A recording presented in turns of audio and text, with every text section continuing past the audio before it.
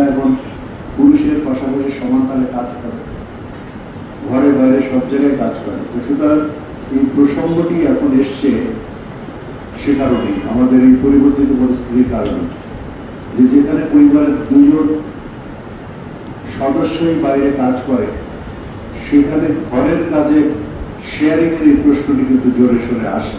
আমরা অভ্যস্ত হচ্ছে মেয়েরা মেয়েদের কাজ করবে, মানে সংসারের যাবতীয় কাজ, ডোমেস্টিক ওয়ার্ক দেখলাম সবই মেয়েদের কাজ। আমরা ধরে নিই যে বৈরাঙ্গিক কাজগুলো ছেলেরা করে বা বাড়ির ভিতরে কাজগুলো মেয়েরা করে।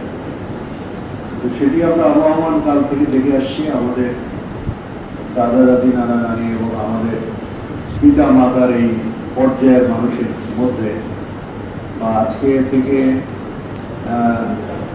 প্রায় 50-52 বছর আগে আমাদের দেশ স্বাধীন হওয়ার পূর্ব মুহূর্তে আমরা সেরকম একটি পরিবেশ এবং সংস্কৃতির মধ্যে ছিলাম। গোপালগঞ্জ রাজবাড়ি, এটি আমরা একসময় ফরিদপুর নামেই পরিচিত ছিলাম। আমরা একসময় ছোটবেলায় স্লোগান দিতাম, পদ্মা মেঘনা যমুনা তোমার আমার ঠিকানা, তাই না? বঙ্গবন্ধুর জন্মস্থান এখানে আমরা বলতাম, বঙ্গবন্ধুর ফরিদপুরের উর্বর মাটিতে যে বঙ্গবন্ধুর জন্ম, সেরকম একটি বিষয়ে আমাদের অনুভূতিতে কাজ করত। আজকে জাতির পিতা বঙ্গবন্ধু শেখ মুজিব, যিনি স্বাধীন বাংলাদেশের প্রতিষ্ঠাতা এবং যিনি সর্বকালের সর্বশ্রেষ্ঠ বাঙালি, যিনি যার জন্ম না হলে হয়তো আমরা এই স্বাধীন ভূখণ্ড পেতাম না। তো এই অঞ্চলে বঙ্গবন্ধুর বিচরণ ছিল।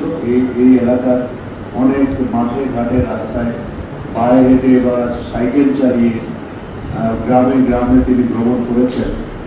এদেশের দুঃখী মানুষের মুখে হাসি ফোটানোর যে লক্ষ্য, তার যে স্বপ্ন, সেটি নিয়ে কাজ করেছেন।